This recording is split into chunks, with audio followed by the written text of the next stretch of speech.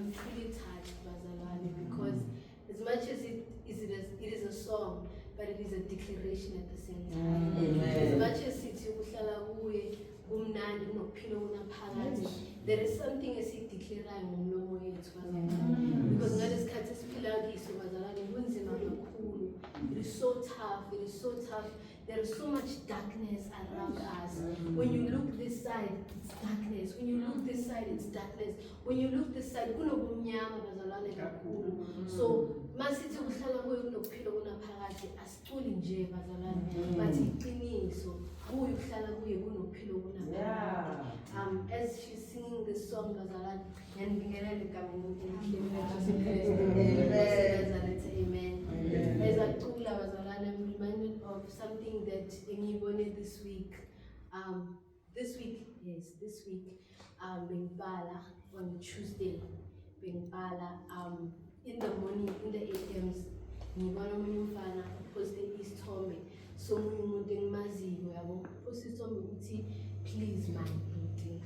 Ngiyambuza loyo mfana loyo ngithi how kufanele ukuthi asithi ngazi ukukhelina ne, and then umamshila ne, yes, umamshila ufake isithombe sakakhelina as example. Sengiyashila ukuthi kwenzakaleni why ufake ukhelina bese ubhala lokubhalayo. So the guy makamtshela ukuthi hawu phela lo muntu lo engimfakile la esithombeni asimazi ukuthi ukuphi, ulahlekile. Ngithi ulahlekile no, mhlambe manje ukhuluma, you are mistaken because this person ngimbonile 3 weeks ago ngikhulumile naye la esikolweni usho ukuthini ukuthi ulahlekile. Uthi no, bekune accident lapha yana ngasesikolweni bekahamba naye ama-student around 2 base bawela emfuleni. Mabawela emfuleni washona the guy beka-driver and the girl.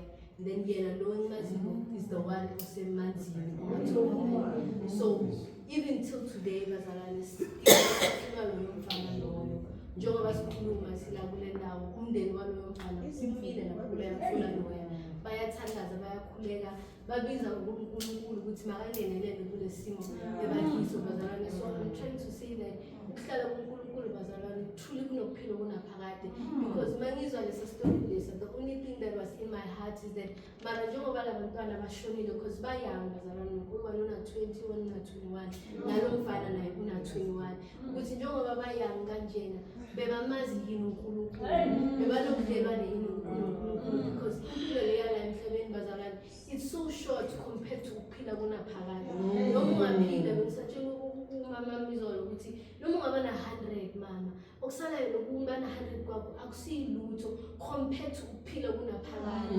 I-eternity is so much longer and other people bazokholwa mhlaba shona ukuthi lento iqiniso lento bebayimemeza njengoba ugogo asho ukuthi abantu badinga uJesu abantu kumele bave ngaye. Some people vele they are like no thina sifuna ukuzwa ngalo uJesu wakho but kuyofika ilanga lapha ba-realize khona and some of them bazoba njenga the rich man in the book of who realized after masekashonile and into beyibuhlungu ukuthi maka-realize after is because la bekakhona bese ku-permanent bezalwane bengeka sakhona ukubuya aze on the other side. So iyangithinta kakhulu bazalwane le ndaba ukuthi you know singabantu abasha not only abantu abasha but even elders whoever you know who is on this earth ukuthi may we have a relationship with God because ukuba no relationship naye uphilo kunaphakade. Whatever that you are doing on this earth it's not worth it. It's not worth uphila kunaphakade. Whatever that you think ukuthi yinhle leyo nto leyo emehlweni wakho sisela emhlabeni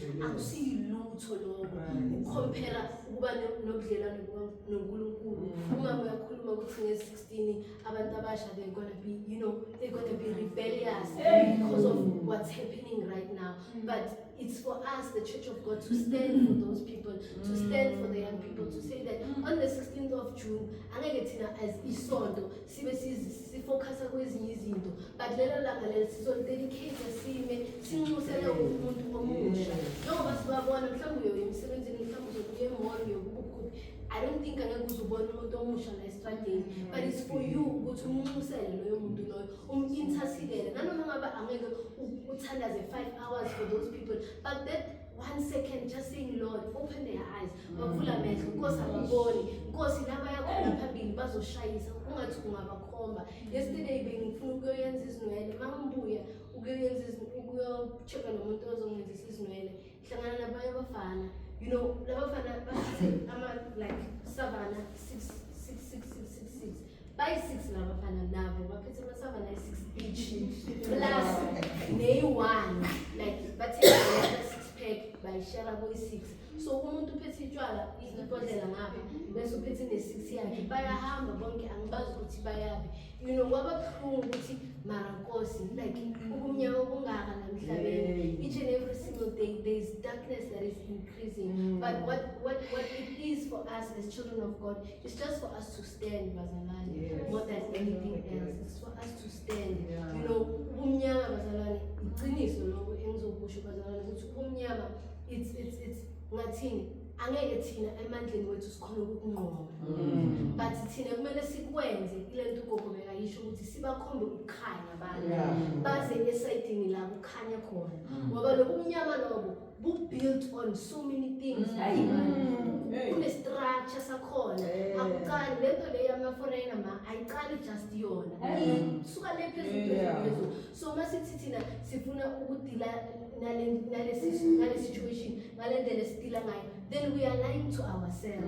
As much as they say that they want foreign people to go back to their countries, whatever that is happening, it is a spiritual matter bazalwane angeke inqotshwe ngokuthi mele bahambe uyothola ukuthi bangahamba still South Africa ibe ngale ndlela eyiyo ingashintshi because it's a spiritual matter iqalwa le phezulu ngokumoya bese iyayehla la ikhona so ukithi bazalwane ukuthi sime emthandazweni simele the young people of South Africa simele each and everyone that is in this place simele economy yethu bazalwane more than anything else because isikhathi esiphila kiso sinzima bazalwane and kusazoba nzima kakhulu kusazoba nzima kakhulu.